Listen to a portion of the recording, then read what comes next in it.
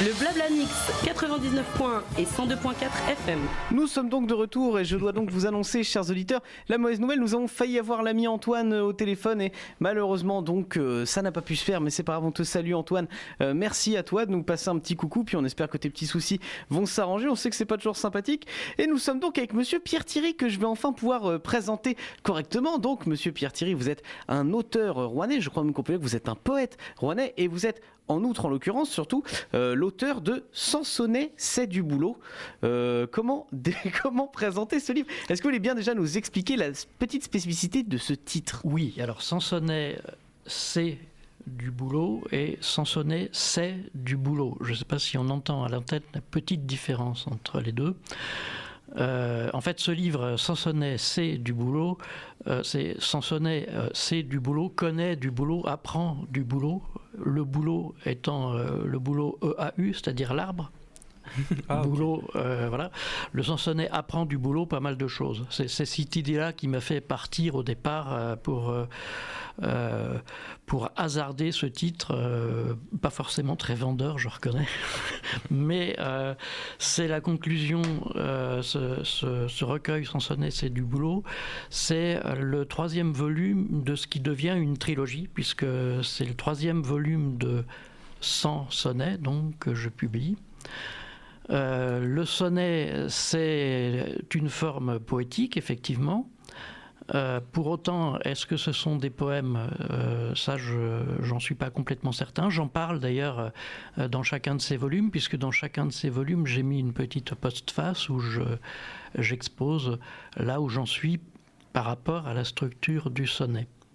Alors pourquoi j'ai voulu écrire des sonnets ? Pourquoi j'ai voulu donner ce titre de 100 sonnets à mes recueils de 100 sonnets ? C'est un peu par goût du calembour, par goût des jeux de mots. C'est aussi parce que j'ai découvert, et ça m'a beaucoup amusé, que au XIXe siècle, plusieurs auteurs avaient écrit des recueils constitué d'une centaine de sonnets et qui jouait sur l'homophonie, oui, avec le nom Sansonnet. Donc le Sansonnet, c'est le nom commun pour l'oiseau qu'on appelle aussi les tourneaux. Ce sont ces oiseaux qui vivent en groupe, qui ressemblent un tout petit peu à des merles. Ils sont un tout petit peu plus petits que les merles, ils ont le bec un peu moins jaune et ils vivent en groupe. Ils s'acclimatent absolument à toutes les situations. C'est des oiseaux qui sont des oiseaux opportunistes. Ça fait partie des oiseaux qui ne sont pas en voie de disparition. On en voit beaucoup à Rouen. À une époque, il y en avait beaucoup place de la Cathédrale, notamment. Je ne sais pas s'il y en a toujours aujourd'hui. Ce sont des oiseaux assez amusants parce que ce sont des oiseaux qui peuvent absolument imiter tout ce qu'ils entendent. Donc en ce moment, les chants de Sansonnet, on entend assez souvent des bruits de téléphone portable, par exemple. Hein. Voilà, ils s'acclimatent au monde d'aujourd'hui. Ils font des bruissements qui ressemblent peut-être au bruit de nos villes.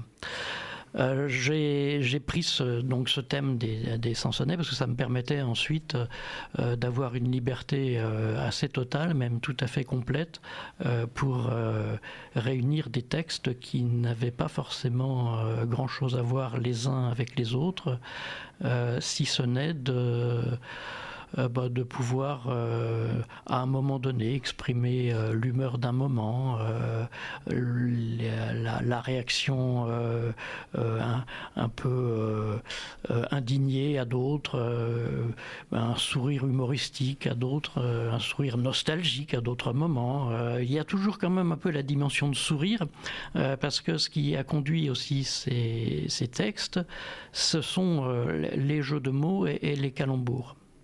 Vous soulevez, je trouve, un point assez intéressant et pour moi-même aborder ce point, pour creuser un petit peu ce point, je dois d'abord vous demander le passage obligatoire de cette interview. Est-ce que vous voulez bien nous définir plus précisément ce que c'est qu'un sonnet ? Quelles sont les particularités d'un sonnet ? Quels sont finalement les passages obligés pour vous pour faire un sonnet ? Alors un sonnet, c'est donc une forme poétique relativement courte qui comprend 14 vers rimés. et qui sont constitués de 2 quatrains, donc deux strophes de 4 vers, et de 2 tercets, 2 strophes de 3 vers. Donc 4-4, 3-3. Et ça fait 14 vers en tout.